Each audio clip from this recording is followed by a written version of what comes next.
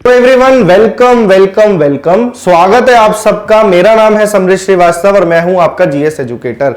ये हमारा चल रहा है अभिनंदन बैच। बिल्कुल सही जगह पे आए हो। अगर आप किसी भी गवर्नमेंट जॉब की तैयारी कर रहे हो तो मैं आपको जनरल अवेयरनेस पढ़ाता हूं। मेरी पूरी की पूरी प्लेलिस्ट आपको डिस्क्रिप्शन में मिल जाएगी। 8 से 10 दिन हुए इस कोर्स को चलते हुए। शाम को 6 बजे से लेक्चर शुरू होते हैं, 10 बजे तक जाते हैं। मेरा 6 से 7 के बीच में आता है। उसके बाद में साइंस, इंग्लिश, रीजनिंग के आपके अलग अलग मेंटर्स हैं, अभी उनके बारे में बताऊंगा। आज की जो वीडियो है हमारी होने वाली है फ्रीडम स्ट्रगल के बारे में। आखिरी क्लासेस में भी फ्रीडम स्ट्रगल चल रहा था, ये इसका फाइनल लेक्चर है। आज इंडिया की आजादी तक हम जाएंगे और शुरू करेंगे राउंड टेबल कॉन्फ्रेंसिस से। राउंड टेबल कॉन्फ्रेंसिस से जो पहले का पार्ट है दांडी मार्च तक का, वो मैं आपको कवर करवा चुका हूं, starting from the advent of Europeans. ठीक है ना, वो आप आराम से बैठ के डिस्क्रिप्शन में लेक्चर्स हैं वो सारे देख सकते हो। 8 से 10 लेक्चर्स हैं और उसके अंदर पॉलिटी भी मैंने करवाई है थोड़ी, और आपको जीके का स्टैटिक जीके वाला पोर्शन भी कराया है। सीधा अपने टॉपिक पे आज मूव करते हैं। लेक्चर अभी ये वाला देख लो। जरूरत लगती है कि पुराना समझने के लिए तो इसके बाद वो जरूर देख लेना, पर अभी ये वाला लेक्चर जरूर कंप्लीट करना। इस लेक्चर के बाद मॉडर्न हिस्ट्री के बेहतरीन नेक्स्ट लेक्चर में बेहतरीन क्वेश्चन करवाऊंगा आपको, प्रीवियस ईयर क्वेश्चन। 80 दिनों के अंदर आपका ये पूरा कोर्स हम खत्म करवाएंगे, स्पेशली एसएससी वाले बच्चों के लिए, या फिर आप किसी भी वनडे एग्जाम की तैयारी कर रहे हो, एनडीए, सीडीएस, एनीथिंग, तो आपका ये बहुत बेहतरीन कोर्स चल रहा है। कहानी की फॉर्म में हमारा पूरा मैं आपको हिस्ट्री पढ़ा रहा हूं। अब बात कर लेता हूं मैं राउंड टेबल कॉन्फ्रेंस की। डायरेक्ट टॉपिक पे आते हैं, ठीक है, बिना टाइम वेस्ट करे सीरियसली पढ़ते हैं। अब राउंड टेबल कॉन्फ्रेंस की मैं बात करूं तो आपसे पूछ ले पेपर में कितनी राउंड टेबल कॉन्फ्रेंस हुई, तो 3 हुई। अब जानते हैं राउंड टेबल कॉन्फ्रेंस क्यों हुई। तो मैंने आपको जैसा कि पहले बताया था, थोड़ा सा मैं रिकैप दे देता हूं आपको। लास्ट क्लास में मैंने आपको बताया था कि दांडी मार्च शुरू हो गई 1930 के अंदर, ठीक है, दांडी मार्च। अब दांडी मार्च जो शुरू हुई थी वो सिविल डिसोबीडियंस मूवमेंट था गांधी जी का। उस वक्त तक 1929 में पूर्ण स्वराज की मांग उठ गई थी, पूर्ण स्वराज की मांग उठ गई थी, और उन्होंने कहा था हम कंप्लीट, कांग्रेस ने कहा था हम कंप्लीट इंडिपेंडेंस से कम कुछ भी एक्सेप्ट नहीं करेंगे, आप डोमिनियन स्टेटस भी दोगे तो भी हम नहीं मानने वाले अब तो। अब अंग्रेजों ने क्या करा, साइमन कमीशन को भेजा था। साइमन कमीशन का क्या बहिष्कार हुआ था इंडिया में वो आपको पता है, वो सब मैंने आपको बहुत अच्छे से बताया, वो लेक्चर जरूर देखना। साइमन कमीशन का काम ये था कि भारत के लिए क्या रिफॉर्म्स बनाए जाए। अगला जो एक्ट आएगा 1935 में है ना, गवर्नमेंट ऑफ इंडिया एक्ट, वो एक्ट वाला लेक्चर भी जा चुका है। तो 1935 में जो एक्ट आएगा उसके अंदर क्या रिफॉर्म्स होंगे, ठीक है ना। साइमन कमीशन ने क्या रिपोर्ट पेश करी, तो उसके बारे में डिस्कशन करने के लिए राउंड टेबल कॉन्फ्रेंसेस बिठाई गई। और राउंड टेबल कॉन्फ्रेंस कहां पे होनी थी भाई, लंदन में होनी थी। राउंड टेबल कॉन्फ्रेंस लंदन में होनी थी। ये इनॉग्रेट करी थी तब के ब्रिटिश एम्परर थे जॉर्ज पंचम, ठीक है, और उस वक्त ब्रिटिश प्राइम मिनिस्टर थे रामसे मैकडॉनल्ड। लंदन के अंदर ये कॉन्फ्रेंस होनी थी और इसके अंदर इंडिया की बड़ी बड़ी अलग अलग पार्टीज को बुलाया गया। इंडिया के अंदर ज्यादातर लोग अपने आप को जुड़ा हुआ महसूस करते थे इंडियन नेशनल कांग्रेस के साथ, और इंडियन नेशनल कांग्रेस ने 1929 का जो उसका सेशन हुआ था लाहौर वाला, उसके अंदर साफ साफ बोला था कि हम राउंड टेबल कॉन्फ्रेंस को अटेंड नहीं करेंगे।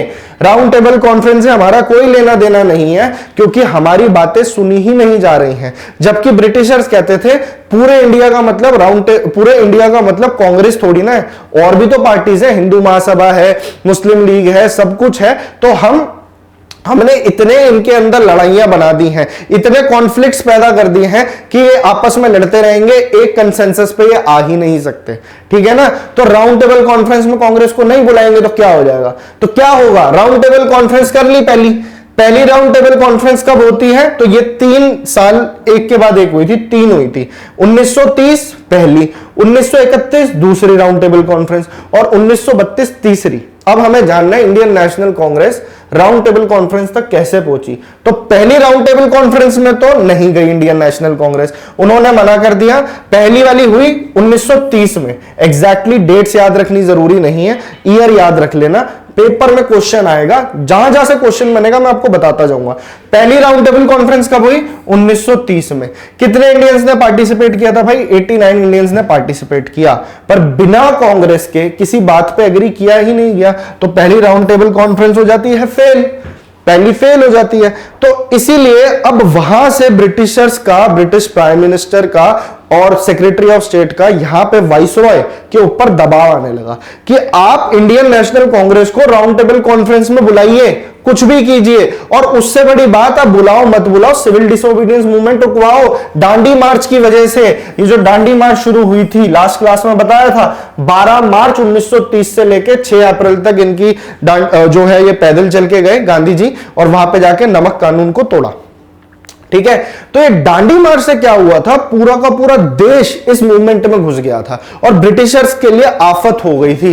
जो नॉन कॉपरेशन मूवमेंट था इतने बड़े लेवल पे 1920 में, उस लेवल का दांडी मार्च हो चुका था। लोग अलग अलग जगह से जुड़ रहे थे इनके साथ, और गांधी जी को अब मनाना बहुत मुश्किल हो गया था अंग्रेजों के लिए। तो फिर बीच में मध्यस्थता होती है, सेकंड राउंड टेबल कॉन्फ्रेंस में इनको बुलाना था और दांडी मार्च को रुकवाना था। तो वाइसरॉय ने क्या करा, एक पैक्ट साइन करा। तो आपसे पेपर में पूछेगा इस पैक्ट के बारे में। अब ये पैक्ट क्या था अभी बताता हूं आपको। तो भाई 14 फरवरी की बात है 1931 की। गांधी और लॉर्ड इरविन दोनों दिल्ली में मिले और वहां पे इनके बीच में एक पैक्ट साइन हुआ जिसका नाम था दिल्ली पैक्ट।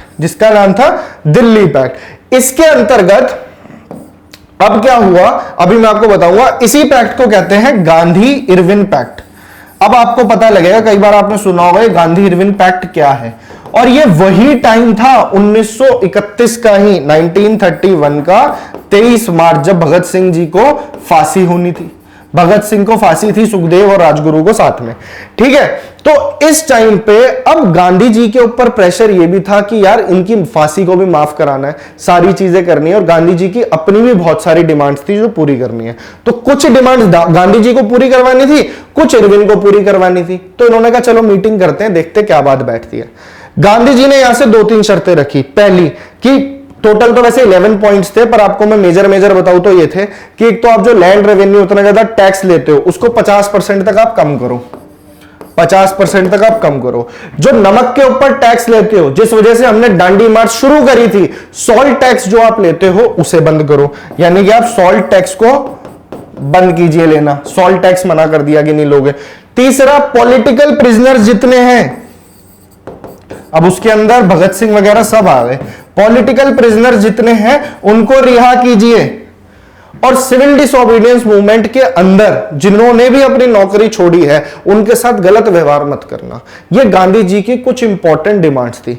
इरविन ने बोला ठीक है मैं आपकी बात मानता हूं, सारी बातें मानता हूं, पर भगत सिंह, सुखदेव, राजगुरु की फांसी को मैं माफ नहीं करूंगा। अब ऐसा कहा जाता है गांधी जी थोड़ा सा कोशिश करते तो वो बात मान ली जाती, पर मैंने आपको पहले भी बताया था भगत सिंह का सीधा सीधा मानना यह था कि अगर मैं फांसी पे नहीं चढ़ा तो फिर मेरा जितना भी मेहनत है सारी खराब हो जाएगी। भगत सिंह किसी भी हालत में फांसी के फंदे को चूमना चाहते थे। ठीक है, तो अब ये वाली चीज थी। गांधी जी जाते हैं, इरविन पैक्ट साइन होता है, और इरविन कहता है मैं आपकी सारी बातें मानता हूं, पर प्रिजनर्स को मैं उन्हीं को रिहा करूंगा जो कि वायलेंस में इन्वॉल्व नहीं है, जो जिनके ऊपर वायलेंस के चार्जेस नहीं है। चलो ठीक है, सारी बातें मान ली, सॉल्ट टैक्स कम करा दिया, लैंड रेवेन्यू। बदले में उन्होंने ये मांगा कि आप एक तो राउंड टेबल कॉन्फ्रेंस में लाइए कांग्रेस को, पहली शर्त ये रखी, और दूसरा ये कि आप अपना सिविल डिसोबीडियंस मूवमेंट दांडी मार्च को रोक दीजिए, बंद कर दीजिए दांडी मार्च को। तो गांधी जी कह रहे ठीक है, जब आप हमारी इतनी बातें सुन रहे हो और राउंड टेबल कॉन्फ्रेंस में भी हम जाएंगे तो वहां पे भी अपनी आवाज उठाएंगे, वहां पे भी जाएंगे तो हम अपनी बातें रखेंगे कांग्रेस की, तो मान ली जाएंगी। ठीक है, गांधी जी मान गए। फिर फंस गए गांधी जी। पहले non cooperation movement Chauri Chaura के चक्कर में बंद करा दिया, दांडी मार्च इन्होंने इरविन पैक्ट के चलते बंद करवा दिया। ठीक है, अच्छा, इस क्लास में सारी चीजें काम की ही कवर होती हैं। इस क्लास के अंदर हम फालतू टाइम वेस्ट नहीं करते हैं।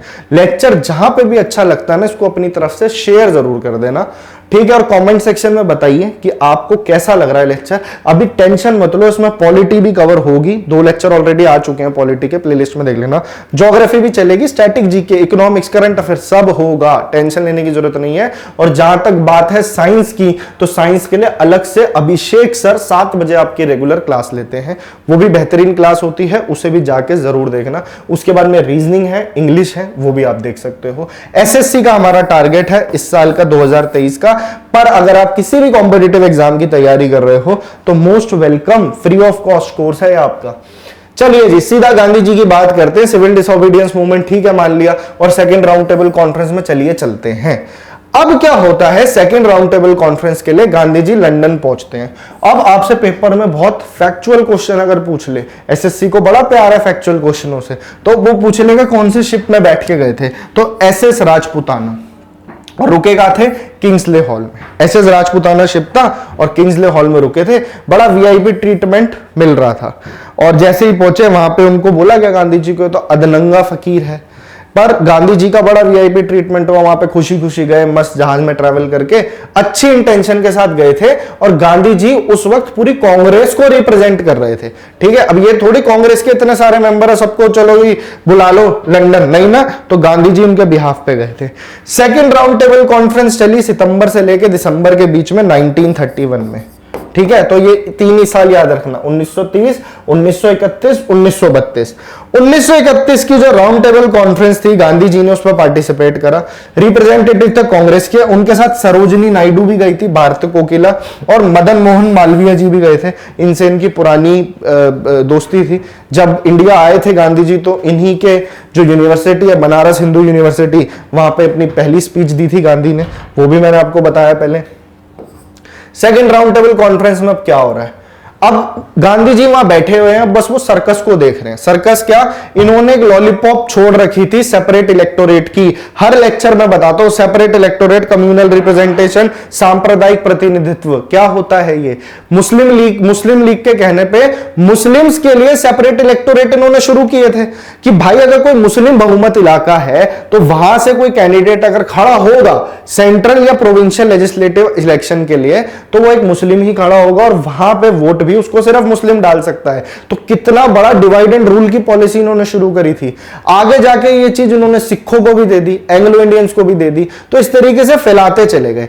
गांधी जी इस बात से बहुत ज्यादा खफा थे कि यार हम बात यहां पे करने आए तुमसे कि हमें कुछ आगे डोमिनियन स्टेटस दो, हमें पूर्ण स्वराज की मांग करनी है। वहां पे ये लोग लड़ रहे हैं कि असेंबली के अंदर आप जो थोड़ी बहुत हमें सीट्स देते हो उसके अंदर सेपरेट इलेक्टोरेट होना चाहिए। उधर से मुस्लिम लीग कह रही है, हिंदू महासभा कह रही है, डिप्रेस्ड क्लासेस के लीडर जो थे बी आर अंबेडकर जी वो भी यही बात कह रहे हैं। तो अब गांधी जी वहां पे थोड़े से डाउन पड़ गए। सेकेंड राउंड टेबल कॉन्फ्रेंस भी ऐसे ही चली जाती है, अभी बताता हूं मैं आपको। तो क्या होता है, ये वाला जो सेशन था second round table conference, Congress कह रही हम यहाँ पे बड़े एजेंडा पे इनसे बात करने के लिए आए हैं और तुम ये छोटी मोटी बातों पे लड़ रहे हो। अरे ये तो हमारे इंटरनल मैटर है भाई, ये हम बाद में भी सुलझा लेंगे। तुम्हें चाहे सेपरेट इलेक्टोरेट चाहिए, चाहे रिजर्वेशन चाहिए, वो सारी चीजें बात की हैं। अंग्रेजों को यह बात पता थी कि हमने ये जो छोटी छोटी चीजें इनके अंदर डाल रखी हैं, इनके पीछे ही ये लोग आपस में लड़ लेंगे। इंडियन नेशनल कांग्रेस को बहुत नीचा दिखाया गया सेकेंड राउंड टेबल कॉन्फ्रेंस में कि भाई पूरा इंडिया का मतलब नेशनल कांग्रेस थोड़ी है, और भी तो लोग हैं। इसलिए सेशन भी ऐसे ही चला जाता, आया गया हो जाता, डेडलॉक सा हो जाता है, कोई बात किसी की मानी नहीं जाती। माइनॉरिटीज का क्वेश्चन यहाँ पे अराइज होता है, जो हरिजन समाज है और जो दलित है उनके लिए भी सेपरेट इलेक्टोरेट आए। और after the second conference separate electorate मैंने आपको बहुत अच्छे से समझाया, जो मैंने एक्ट्स वाला सेशन लिया आपके लिए, डिफरेंट एक्ट्स बताई थी मैंने आपको संविधान के बनने से पहले, तो वो वाला पोर्शन है, जरूर देख लेना भाई प्लेलिस्ट, बहुत मजा आएगा। आपका जनरल अवेयरनेस एकदम A1 टंच हो जाएगा, टेंशन मत लेना। पेपर देने जाओगे ना, जब एसएससी का पेपर दोगे या सीडीएस का दोगे या एनडीए का दोगे या फिर कोई भी एमटीएस सीएचएसएल कोई भी पेपर दोगे, ये सारे क्वेश्चन आपको देखने को मिलेंगे। अभी स्टैटिक जीके कराऊंगा मैं आपको बेहतरीन तरीके से, तो तब भी जुड़िएगा। इंटरनेशनल ऑर्गेनाइजेशन जाके लेक्चर देख लेना, वो भी ऑलरेडी दिया हुआ है। चलिए टॉपिक पे आइए।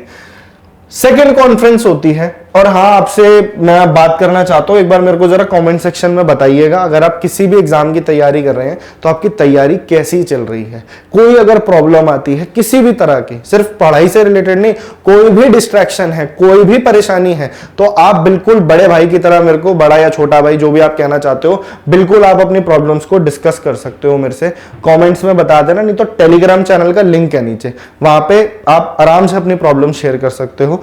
पर्सनली कहां कनेक्ट करना है मेरे से वो भी मैं आपको बता दूंगा, पर आप चीजों को पूछेंगे, मैं बिल्कुल मेंटर की तरह आपको जिस तरीके से हेल्प आपको चाहिए मैं आपको जरूर देने को तैयार हूं। सेकेंड कॉन्फ्रेंस ऐसी निकल जाती है।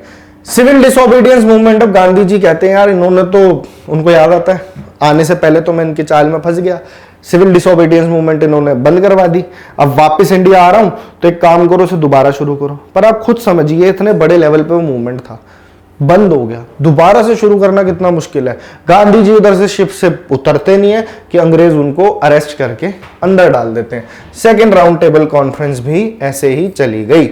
और इसी बीच में जो वहां के जो एक घमंडी था British prime minister Ramsay MacDonald, इसने कहा कि भाई और चोट देते हैं इनको, अब हम कम्युनल अवार्ड अनाउंस कर रहे हैं। आपने कई बार सुना होगा इसके बारे में। कम्युनल अवार्ड यानी मैकडोनाल्ड जो अवार्ड इसने दिया था, रैमसे मैकडोनाल्ड अवार्ड, उसका मतलब ये था हाँ सेपरेट इलेक्टोरेट चाहिए और डिवाइड एंड रूल कर देते हैं। जब मुस्लिम को दे रखा है, सिखों को दे रखा है, एंग्लो इंडियन को दे रखा है, तो लो आप भी पकड़ो, आप भी लड़ो। दलित्स को भी दे दिया। और दलित्स को ये लगता था, क्योंकि जो बी.आर. अम्बेडकर सर थे उन्होंने कहा था कि दलित्स की तो वैसी सोशल सिक्योरिटी इतनी कम है, आप लोग वैसी कुछ नहीं समझते हो। तो देश में ग्राउंड लेवल पे काम होना बहुत जरूरी था तब भी, और आज के जमाने में भी जरूरत है। तो तभी से कहीं ना कहीं रिजर्वेशन की चीजें निकल के आई। पर ये कह रहे थे हम आपको सेपरेट इलेक्टोरेट देते हैं, आपका पूरा राइट है, आप अपने एरिया से खड़े हुई है, वहां पे आपको वोट भी आप ही की कम्युनिटी के लोग दे देंगे।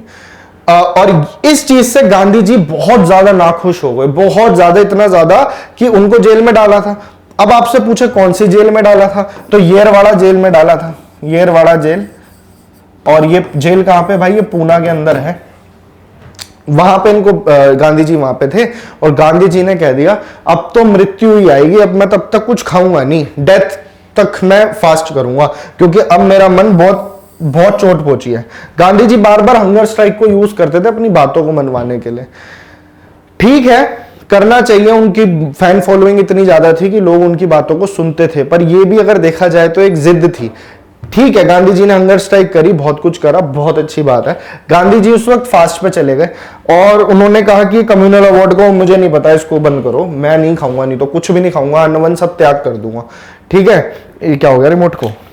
ठीक है, चलिए जी आगे बढ़ते हैं, कोई बात नहीं, उंगलियां काफी हमारी, आगे चलते हैं। भाई 24 सितंबर को पूना पैक्ट साइन होता है। कई बार सुना होगा आपने पूना पैक्ट, पूना पैक्ट। अब ये पूना पैक्ट क्या होता है, गांधी जी उधर मुंह बना के बैठे हुए हैं जेल में कि नहीं मैं नहीं खाऊंगा, उधर से अंबेडकर जो थे, जो डिप्रेस्ड क्लासेस के नेता थे, उनको मिलवाया जाता है गांधी जी से। और इसकी जो मध्यस्थता करते हैं, कौन मिलवाते हैं, तो पीछे एफर्ट्स थे किन किन के, राजेंद्र प्रसाद, मदन मोहन मालवीय, पुरुषोत्तम दास और सी राजगोपालाचारी। तो इन सब के एफर्ट्स थे, मेन मदन मोहन मालवीय और राजेंद्र प्रसाद का नाम आप याद रखेंगे। तो ये एफर्ट्स लगा के मिलवाते हैं कि चलो यार कोई तो बात करो आपस में, हम लोग अगर आपस में ही लड़ते रहेंगे तो कैसे बात बनेगी। तो गांधी जी से ये सेटलमेंट हुआ पूना पैक्ट में कि ठीक है जो आगे इलेक्शंस होंगे, अब ये इलेक्शन सिर्फ ब्रिटिश राज के इलेक्शंस की बात नहीं हो रही है, कहीं ना कहीं माइंड में ये था आज नहीं तो कल इनसे हम लड़के आजादी तो ले लेंगे। तब क्या सिनेरियो रहेगा देश का, ब्रिटिशर्स छोड़ के भी तो ऐसे ही भागे थे, पीछे से कितनी प्रॉब्लम्स आई थी। तो अंग्रेज उस टाइम तक, जैसा कि मैंने आपको पहले भी बताया था, अलग अलग एक्ट्स के थ्रू इंडियंस की जो स्ट्रेंथ है उसे बढ़ाते जाते थे कि आप लेजिस्लेटिव काउंसिल में इतने लोग बिठा दो, प्रोविंशियल असेंबली में बिठा दो। तो उससे क्या होता था, जो यहाँ के इंडियंस इलेक्ट होके जाते थे, इलेक्शंस उस लेवल के नहीं होते थे कि आप अभी सब लोग वोट डाल सकते हो 18 साल से ऊपर के। उस टाइम लिमिटेड फ्रेंचाइज होती थी, प्रॉपर्टी के बेसिस पे, टैक्स के बेसिस पे, एजुकेशन के बेसिस पे आप वोट डालेंगे और इंडियंस को आप इलेक्ट करके भेज सकते हो। बदले में वो जो सरकार कर रही है उनसे थोड़े बहुत सवाल कर सकती थी। तो इसी चीज के पीछे लड़ाई हो रही थी।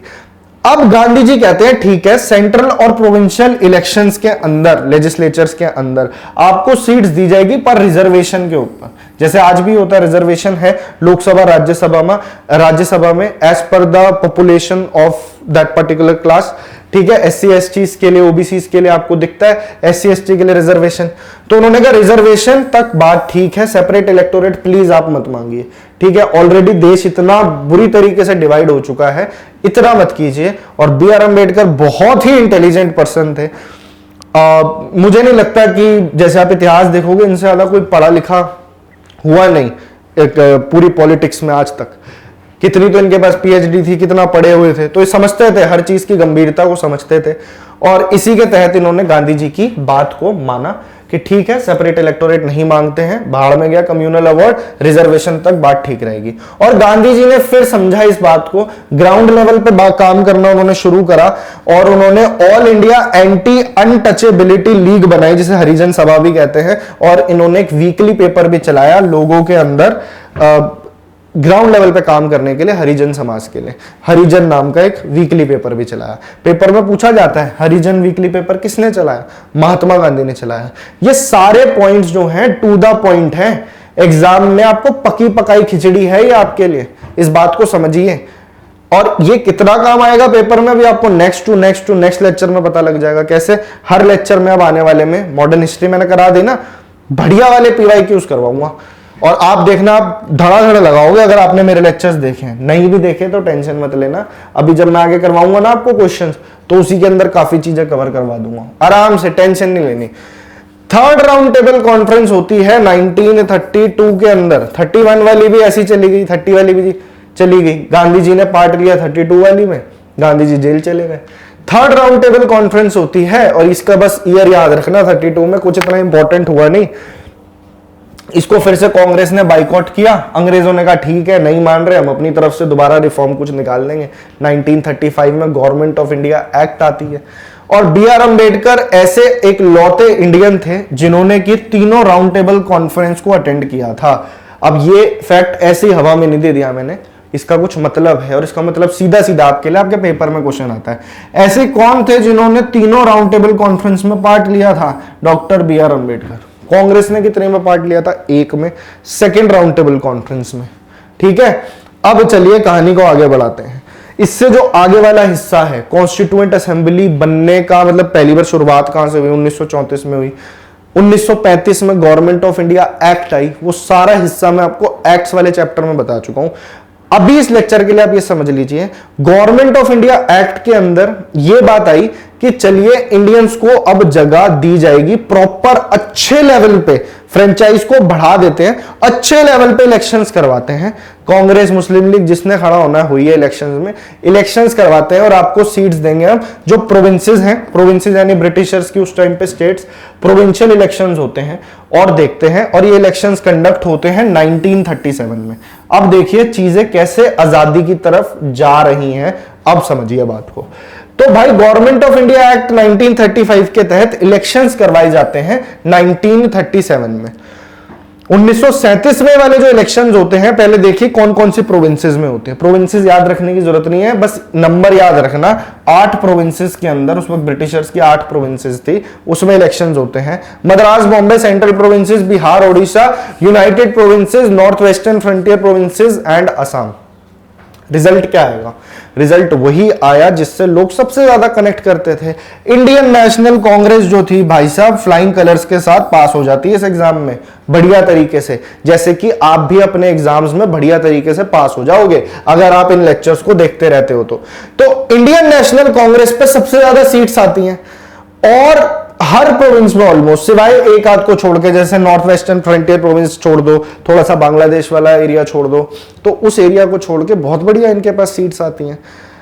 अब इस बात से किसकी जलती है, कौन सबसे ज्यादा परेशान होगा? तो जिन्ना साहब थे, मुस्लिम लीग को पेट में दर्द होने लग गई कि यार ये तो भयंकर तरीके से जीत गए, हमारी तो कोई वैल्यू ही नहीं है। तो मुस्लिम लीग के अंदर वो ईगो तो थी, अब इनका दिमाग उल्टी तरह चलने लग गया और शुरू से ही चल रहा था। इनको चाहिए था कि मुस्लिम्स के लिए पहले तो अपने राइट्स मांगते रहते थे, पर अब 2 नेशन थ्योरी इनके दिमाग में इतनी चल चुकी थी कि हमें हमारा हिस्सा अलग करके दो। तो एक होता है मुस्लिम लीग का लाहौर के अंदर सेशन, आपसे पेपर में पूछ ले ऐसा कौन सा सेशन था जब मुस्लिम लीग ने पहली बार 2 नेशन थ्योरी को पास करा? 1940 में, कि पाकिस्तान जैसी कोई जगह हमारे लिए चाहिए। ठीक है, इंडिया के अंदर हमारी कहानी नहीं चलेगी। और इसका मतलब ये नहीं है कि सारे मुस्लिम जिस बात को मानते थे, सिर्फ उन मुस्लिम की बात हो रही है जो मुस्लिम लीग के अंदर थे, दैट्स ऑल। बहुत सारे मुस्लिम्स, मौलाना अबुल कलाम आजाद ले लीजिए और इतने सारे मुस्लिम ले लीजिए, सब इंडियन नेशनल कांग्रेस का ही तो पार्ट थे। तो इंडियन मुस्लिम लीग ने कहा, अब वो सीड ऑफ पाकिस्तान इनके अंदर जा चुका था, 1940 में इन्होंने डिमांड रख दी। ये क्वेश्चन पेपर में आया था कब डिमांड रखी गई। ठीक है, अब थोड़ा सा कहानी को और इंटरेस्टिंग बनाते हैं। तो 1940 में इन्होंने डिमांड रख दी पाकिस्तान की, ये देख के कि इलेक्शंस में तो हम फिसड्डी हो गए। अब इलेक्शंस का आगे रिजल्ट कुछ कहानी बढ़ती तो सेकेंड वर्ल्ड वॉर हो जाता है। 1939 में सेकेंड वर्ल्ड वॉर हो जाता है। कब से कब तक चलता है वर्ल्ड वॉर? 39 से 1945 तक। ठीक है, इस बीच वर्ल्ड वॉर होता है, हिटलर जो है पागल तानाशाह, उसका दिमाग खराब हो जाता है, कभी पोलैंड पर आक्रमण कर रहा है, कभी कहीं कर रहा है, यूरोप के एक एक देश को अंदर कर रहा है, ब्रिटेन से पंगा ले लिया, फिर वहां से रशिया के साथ संधि कर रखी थी, वो एक अलग कहानी है। सेकेंड वर्ल्ड वॉर शुरू हो जाता है और ब्रिटेन इस वॉर में इन्वॉल्व हो जाता है। अब ब्रिटेन क्या बेवकूफी करता है, अब देखिए, ये एक लड़ाई थी जो टोटलिटेरियन फासिज्म के खिलाफ थी, मतलब कि जो कि एक डिक्टेटर के खिलाफ लड़ाई थी। तो इंडियंस ने ये बोला कि यार तुम दूसरे को तो बता रहे हो, मतलब दूसरे को समझा रहे हो कि यार तुम डिक्टेटर हो, तुम ये हो, तुम वो हो, तुम खुद क्या कर रहे हो ब्रिटिशर्स, है ना।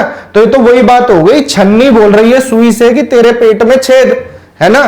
तो वो यही कह रहे थे कि यार तुम लोग क्या कर रहे हो, तुम एक तरफ तो लड़ रहे हो जर्मनी के खिलाफ, इटली के खिलाफ, जापान के खिलाफ, और इधर तुमने हमें गुलाम बना के रखा हुआ है। और इस तरह का गुलाम की जो लॉर्ड लिनलिथगो था 1939 में, बिना इंडियन से पूछे, बिना इंडियन नेशनल कांग्रेस से पूछे, सेकेंड वर्ल्ड वॉर में इंडिया का सपोर्ट पूरा पूरा बोल देता है कि इंडियंस रेडी है हमारे लिए लड़ने के लिए, हमारे लिए मरने के लिए। जैसे वर्ल्ड वॉर 1 में हमने ने घसीटा था, इंडियंस को आगे करेंगे। और आज भी आप डाटा अगर जाके चेक कर लो तो वर्ल्ड वॉर 2 में यूरोपीय सैनिक से भी ज्यादा मरे थे इंडियंस, कोई नाम नहीं है, कुछ नहीं है। तो इंडियंस को ऐसे इन्वॉल्व कर लिया। इस बात से कांग्रेस बावली हो जाती है, वो कहते भैया हम नहीं सुनने वाले, भाड़ में जाए तुम्हारे इलेक्शन, हम जो जीते थे सीटें हम उस पर रिजाइन कर रहे हैं। इन्होंने रिजाइन कर दिया ये देख के कि सेकेंड वर्ल्ड वॉर में ऐसी ऐसी चीजें चल रही है, तुम हमारा सपोर्ट मांग रहे हो, और बिना हमसे पूछे। तो भाई ये कहानी होती है। अब अंग्रेजों को समझ में आ जाती है कि कुछ ना कुछ तो बेचारों को मनाना पड़ेगा, इनसे अगर हमने काम निकलवाना है तो अब इनको थोड़ी थोड़ी चीजें दे देते हैं। तो जैसा कि मैंने आपको कॉन्स्टिट्यूएंट असेंबली वाले लेक्चर में बताया था, ब्रिटिशर्स ने ऑफिशियली ये डिमांड कब मानी कि भारत के लिए अलग से संविधान सभा होनी चाहिए एक संविधान बनाने के लिए। तो अगस्त ऑफर इन्होंने भेजा। कब भेजा, ये ईयर पूछा जाता है 1940 में। इस अगस्त ऑफर के तहत शिमला में यह हुआ था, वाइसरॉय लॉर्ड लिनलिथगो, ठीक है, 1940 के अंदर। और इस ऑफर के अंदर ब्रिटिश गवर्नमेंट ने इंश्योर किया कि आप इंडियंस हमें अपना सहयोग दीजिए, हम जो है आपकी तरफ से पूरा सपोर्ट चाहते हैं लोगों का, और बदले में हम आपको वर्ल्ड वॉर 2 खत्म होने के बाद में जो है आपको हम बनाने देंगे कॉन्स्टिट्यूएंट असेंबली, यानी संविधान सभा, जिससे कि आप अपना संविधान बना पाओ।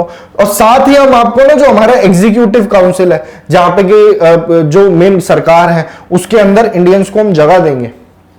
तो कितनी बड़ी बात है लोग कह रहे थे, क्योंकि अब इन्हें अपने मतलब की चीज थी। कांग्रेस कह रही कि ये क्या चल रहा है भाई, अभी तो हम आपसे डोमिनियन स्टेटस भी पुरानी चीज हो गई है, हम तो आपसे पूर्ण स्वराज की मांग कर रहे हैं, आप ये सब लॉलीपॉप हमको दिखा रहे हो। उधर से मुस्लिम लीग अपना रूस के बैठी हुई है, वो कह रही है हम तो कुछ नहीं मानते अगस्त ऑफर को, हमें पाकिस्तान चाहिए, हम पाकिस्तान की बात कीजिए। पाकिस्तान की कोई बात ही नहीं कर रहा है, उनको वो कहते थे हमारी कोई सुने, पर उनकी कोई नहीं सुन रहा था अभी तक। क्रिप्स मिशन आता है, फिर उनको दोबारा मनाने के लिए भेजते हैं। उस वक्त के कैबिनेट मिनिस्टर थे ब्रिटिश के अंदर स्टैफोर्ड क्रिप्स। तो 1942 में इनको भेजा जाता है कि यार इंडियंस का सपोर्ट चाहिए, जरा कांग्रेस को मनाइए जाके। तो वापस से जाता है, ब्रिटिश गवर्नमेंट भेजती है कैबिनेट मिनिस्टर स्टैफोर्ड क्रिप्स को कि भाई इंडियंस को वॉर में आप लाइए। और इंडियंस ऐसी बात नहीं है कि सपोर्ट नहीं कर रहे थे, कितने प्रिजनर्स ऑफ वॉर बाहर ऑलरेडी कैद हो चुके थे, उन्हीं के बल पे तो सुभाष चंद्र बोस ने अपनी आर्मी बना ली थी। तो क्या होता है कि क्रिप्स मिशन भेजा जाता है, और क्रिप्स मिशन कहता है ठीक है, अब आपको ना हम ना वॉर खत्म होने दो, हम आपको डोमिनियन स्टेटस दे देंगे। डोमिनियन स्टेटस क्या है, मैंने आपको पहले भी बताया था लास्ट क्लास में कि पूरी आजादी नहीं है, रहेंगे ब्रिटिशर्स के अंदर, पर एक तरह का सेल्फ गवर्नेंस आप शुरू कर लेंगे। तो वॉर के बाद हम आपको डोमिनियन स्टेटस दे देंगे, आप अपनी खुद की कॉन्स्टिट्यूएंट असेंबली बना लेना, ब्रिटिश इंडिया और प्रिंसली स्टेट्स की, ठीक है। अब कॉन्स्टिट्यूएंट असेंबली बनेगी तो मुस्लिम लीग के दिमाग में फिर वही चोट याद आ जाती है कि यार कॉन्स्टिट्यूएंट असेंबली बनेगी, फिर से इलेक्शन होगी और फिर हम हार जाएंगे, तो क्या फायदा, हमें तो पाकिस्तान चाहिए, वो अपना लगे पड़े। इधर गांधी जी ने एक बहुत बढ़िया डायलॉग दिया था, इन्होंने कहा था कि ये जो तुमने क्रिप्स मिशन भेजा है ना, Cripps mission is a post dated cheque drawn on a falling bank. समझे, इसका मतलब यह है कि अब आप हमसे ऐसी ऐसी डिमांड्स बोल रहे हो, हम पूरी कर देंगे। ये पुरानी बात हो गई, अब हमें चाहिए पूर्ण स्वराज, कंप्लीट इंडिपेंडेंस। दुनिया में युद्ध लगा पड़ा है, वर्ल्ड वॉर 2 में आप देखिए कि इनके खिलाफ लड़ रहे हैं, उसके बाद भी आप चाहते हैं कि आपका इंपीरियल कंट्रोल रहा है हमारे ऊपर, भाड़ में जाओ। मैं तो करूंगा क्विट इंडिया मूवमेंट। और ये हुआ शुरुआत, एक तो इसकी वजह से आजादी एकदम इनको देनी पड़ी, क्विट इंडिया मूवमेंट, और दूसरा जो सुभाष चंद्र बोस जी का स्ट्रगल था ना, जिसके बारे में हमें बहुत कम जानकारी दी जाती है, तो उनका जो स्ट्रगल था, उन्होंने जो फ्रीडम फाइट करी, वो बहुत ही अलग लेवल की थी।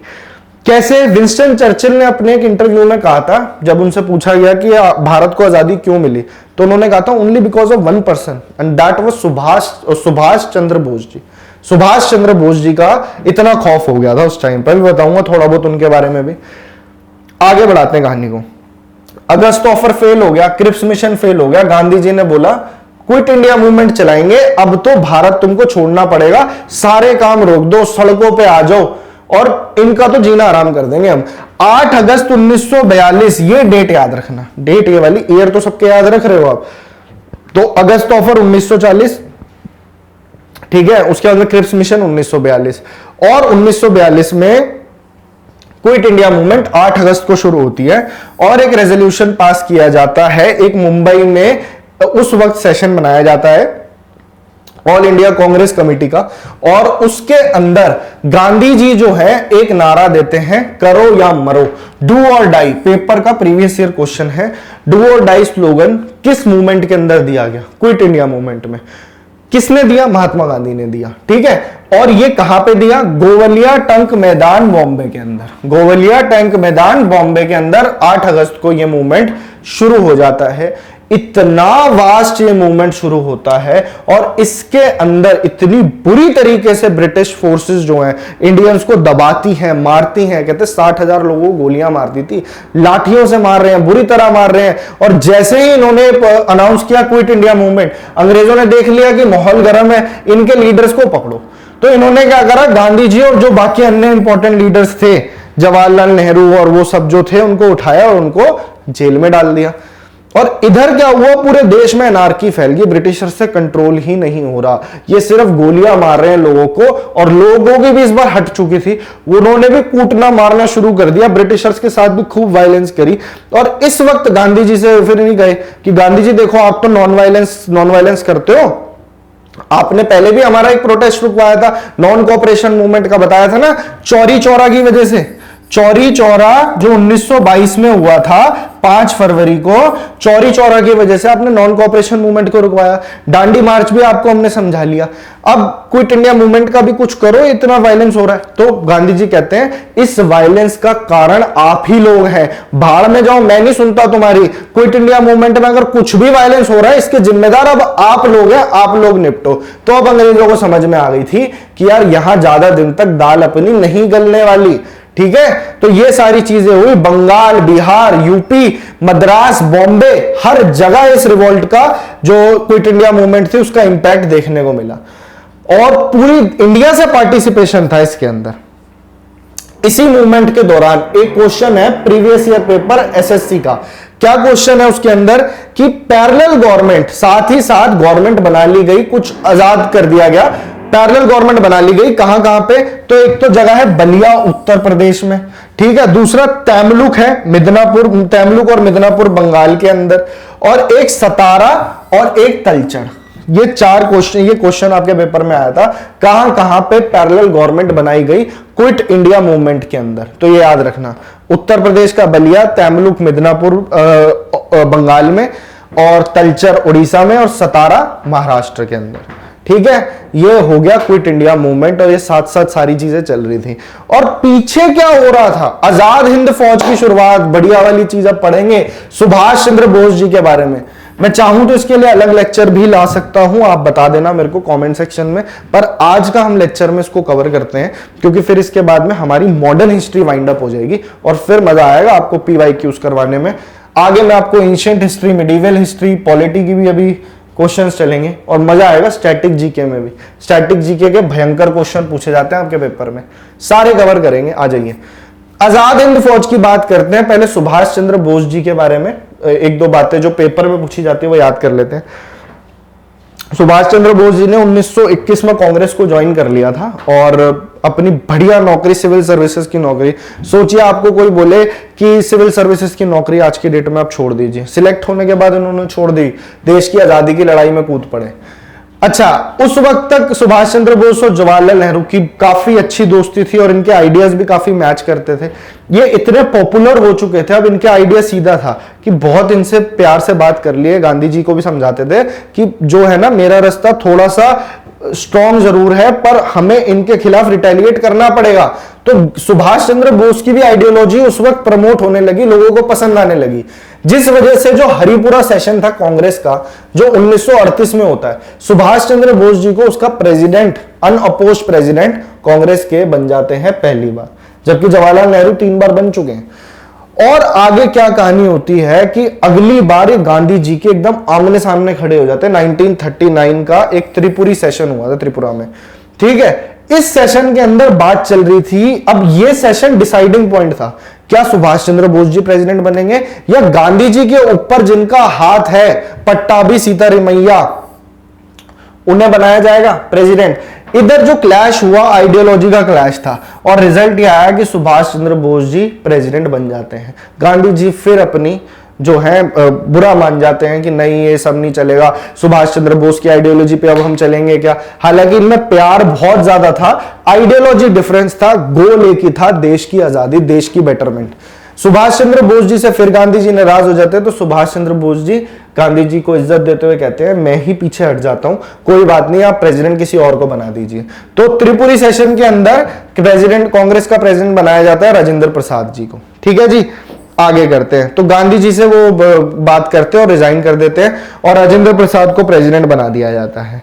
अब प्रेसिडेंट तो बन गए वो, सुभाष चंद्र बोस ने कांग्रेस छोड़ दी और अपनी खुद की एक पार्टी बना ली जिसका नाम हो गया फॉरवर्ड ब्लॉक। 1939 में इन्होंने पार्टी बनाई थी। दोबारा बोल रहा हूं, फॉरवर्ड ब्लॉक, ये पेपर में आया हुआ है क्वेश्चन। फॉरवर्ड ब्लॉक किसकी पार्टी थी? नेताजी की पार्टी थी, सुभाष चंद्र बोस जी की, 1939 में बनाई थी, ठीक है। समझ आ रहे हो आपको? आपको सारी चीज समझ में आ रही है होप कि क्या क्या चीजें चल रही हैं, किस तरीके से माहौल बन रहा है देश में।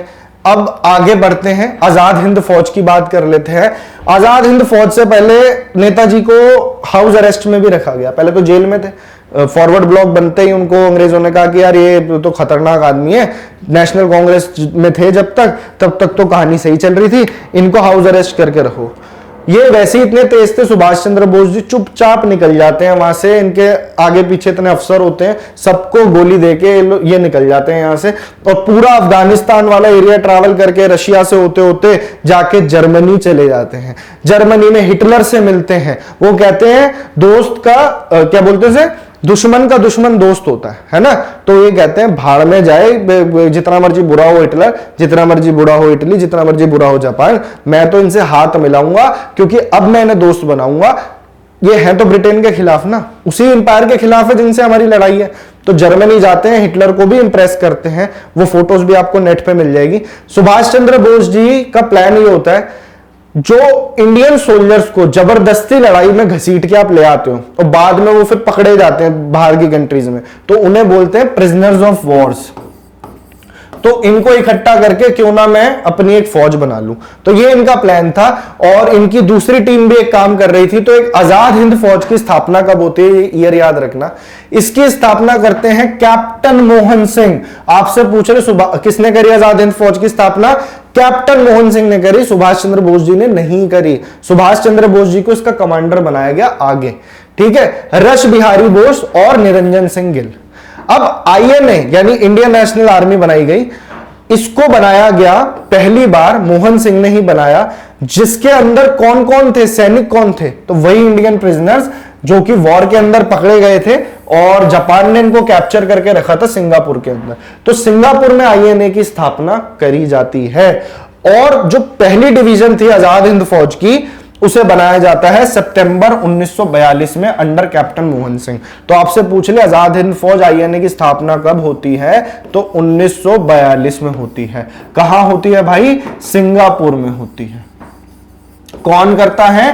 कैप्टन मोहन सिंह करते हैं। और जब सुभाष चंद्र बोस जी देखते हैं यार जर्मनी से डायरेक्ट अटैक करना मुश्किल है, तो ये सिंगापुर जाते हैं, वहां से फिर जापान ऑक्यूपाई कर लेता है जापान, और वहां से फिर अपना अंडमान का एरिया ले लेते हैं अपने अंडर।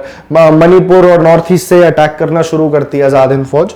तो ये सारी कहानी थी। और सुभाष चंद्र बोस वहां पहुंचते हैं सिंगापुर, और उनके पहुंचते ही वो जुलाई 2 को पहुंचते हैं और उन्हें डिक्लेयर कर दिया जाता है supreme commander of the Azad Hind फौज। इनका कमांडर इनको बना दिया जाता है सुभाष चंद्र बोस जी को। और सुभाष चंद्र बोस जी जैसे ही रेडियो पे अनाउंस करते हैं, तो यहाँ पे इंडिया में बड़ी अफवाह फैली हुई थी, सुभाष चंद्र बोस जी तो उनकी तो डेथ हो गई है, ये हो गया है, वो हो गया है ना।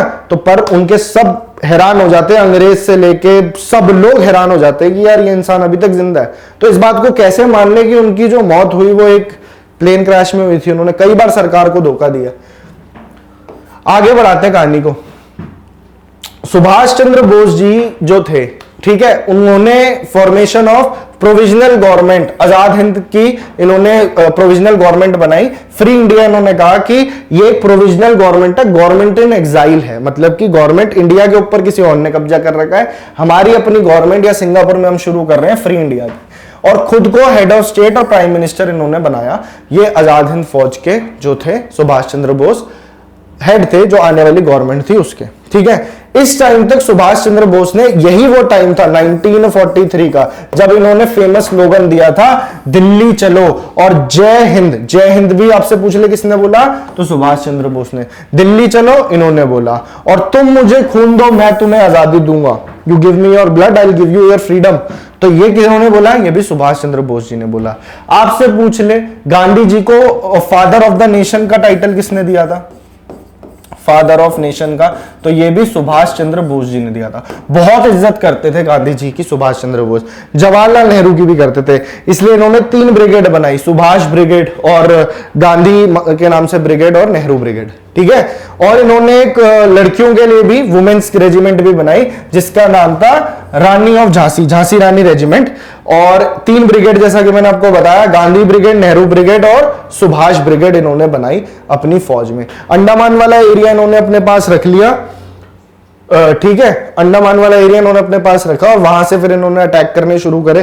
पर आगे जाके 1945 में अमेरिका बॉम्ब फेंक देता है नागासाकी, हिरोशिमा पे, और जापान सरेंडर कर देता है। और जिसका सपोर्ट था वो सपोर्ट जब चला जाता है, तो आईएनए को मजबूरन अपना जो है सरेंडर करना पड़ता है उनके सोल्जर्स को, ठीक है।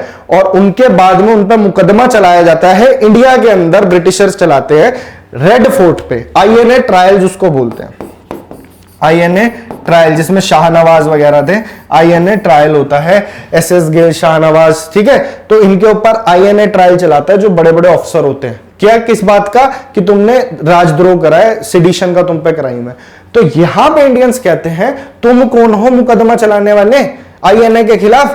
तो कांग्रेस के बड़े बड़े नेता आईएनए के साथ खड़े हो जाते हैं और वो कहते हैं ऐसा कुछ नहीं होगा, तुम मतलब पूरे देश में कहीं ना कहीं फिर वहां पे रिवॉल्ट शुरू होते हैं, ठीक है। नेवल रेटिंग्स में रिवॉल्ट हो जाता है, कोई भी सैनिक इनकी बात नहीं मानता ब्रिटिशर्स की। फिर ब्रिटिशर्स कहते हैं कि सॉरी भाई, हम यहां से जा रहे हैं, ये पकड़ो कैबिनेट मिशन प्लान, ये पकड़ो इंडिपेंडेंस एक्ट, और जैसा देश है पार्टीशन करके, मुस्लिम लीग को भी बोल देते हैं पार्टीशन कर दिया, और ऐसी यूं लाइन खींच देते हैं, ये बन गया पाकिस्तान, ये बन गया इंडिया, और जल्दी से जल्दी निकलो यहां से, ठीक है। तो इस वजह से जो देश आजाद हुआ, इतने दंगे हुए, इतनी प्रॉब्लम हुई।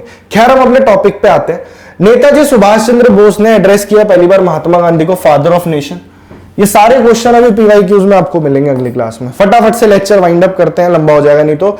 With the defeat of Japan, Japan defeat हो जाता वर्ल्ड वॉर 2 के अंदर 1945 में, और जो आजाद हिंद फौज के सोल्जर थे वो सरेंडर कर देते हैं जापानीज आर्मी को, जापानीज आर्मी के साथ। एक एस्टीमेट लिखा हुआ है, according to an estimate, Subhash Chandra Bose जो थे वो सिंगापुर से निकले जापान की तरफ, और उनकी जो प्लेन है वो क्रैश हो गया 1945 में ताइपाई एयरपोर्ट के अंदर। ताइपाई एयरपोर्ट के अंदर ना तो लाश मिली, ना उस वक्त फ्लाइट का कुछ पता था। आज तक नहीं साबित हुआ कि सुभाष चंद्र बोस उस फ्लाइट में थे भी या नहीं थे, या वैसे ही उन्होंने एक दोबारा से कोई षड्यंत्र बनाया, कुछ उन्होंने सोचा। तो कुछ नहीं कह सकते। सुभाष चंद्र बोस ऐसी फिगर थे कि इंटेलिजेंट इतने ज्यादा थे, वो बड़े से बड़े इंसान को आराम से डिसीव कर सकते थे। तो कुछ नहीं कहा जा सकता, आगे बढ़ाते हैं कहानी को। 1945 तक वो टाइम था, आजाद हिंद फौज ने सरेंडर कर दिया था। ब्रिटिश गवर्नमेंट ने डिसाइड किया कि लाल किले पे इनको हम सबके सामने सजा देंगे। और क्यों? क्योंकि तुमने क्या करा है, गवर्नमेंट के साथ गद्दारी करी है। तो इंडियंस फिर इनके साथ खड़े हो जाते हैं, पूरे देश में दोबारा प्रोटेस्ट शुरू हो जाते हैं, नेवी के अंदर प्रोटेस्ट शुरू हो जाते हैं, हर जगह प्रोटेस्ट शुरू हो जाते हैं। और ब्रिटिशर्स कहते हैं चलो ठीक है, माफ किया। और आगे जाके 1946 में ब्रिटिशर्स कहते हैं अब देश आजाद कर रहे हैं हम आपका, तो एक कैबिनेट मिशन प्लान भेजते हैं, कॉन्स्टिट्यूएंट असेंबली बनाओ। कॉन्स्टिट्यूएंट असेंबली कैसे बनी, संविधान कैसे बना, उसका लेक्चर ऑलरेडी जा चुका है। कैबिनेट मिशन में स्टैफोर्ड क्रिप्स, एवी अलेक्जेंडर, सर पैथिक लॉरेंस, 3 ये लोग आते हैं और पूरी कॉन्स्टिट्यूएंट असेंबली की फ्रेमिंग की 389 मेंबर्स होंगे, कौन कहां से होगा, तो एक कंबाइंड कॉन्स्टिट्यूएंट असेंबली बनवा देते हैं।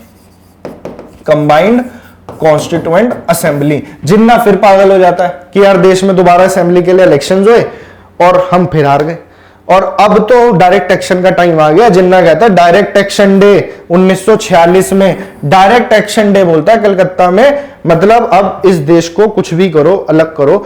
दंगे छिड़ जाते हैं, इतनी प्रॉब्लम होती है। जून 3 के अंदर, जून 3 माउंटबेटन प्लान आता है।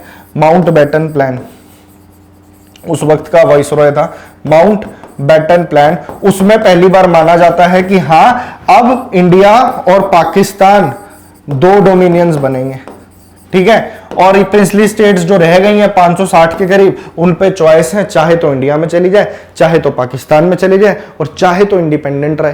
तभी तो इतनी प्रॉब्लम हुई। और फिर जब लोगों का पलायन हुआ, कोई इधर से उधर जा रहा है, उधर से इधर आ रहा है, इतने दंगे हुए, इतना बुरा हाल हुआ, इतने लोग मर गए, वो तो सब उस चीज से वाकिफ है। तो उस वजह से पार्टीशन के दौरान ही जो इतनी गलत तरीके से जो आपने बॉर्डर बनाया कि मतलब उन्होंने ऐसे ही बॉर्डर काट दिया था, तो लोगों को सोचिए जो पाकिस्तान में जो हिंदू रह रहे हैं उन्होंने यहां आना शुरू करा, यहाँ के नॉर्थ वेस्ट के एरिया के मुसलमान ने वहां जाना शुरू करा। बीच में ट्रेनें पूरी की पूरी लाशों से लदी हुई आती थी। तो ये वो टाइम पीरियड था। खैर आगे बढ़ाते हैं। कॉन्स्टिट्यूएंट असेंबली कैबिनेट मिशन के प्लान के तहत फॉर्म हुई और 9 दिसंबर को उसकी पहली मीटिंग हुई थी कॉन्स्टिट्यूएंट असेंबली की 1946 में।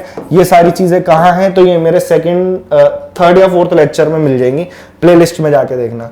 क्लीमेंट एटली की बात कर लेते हैं, पेपर में क्वेश्चन आता है। जब देश आजाद हुआ है तो उस वक्त प्राइम मिनिस्टर कौन थे ब्रिटेन के, तो उनका नाम था क्लीमेंट एटली, ठीक है।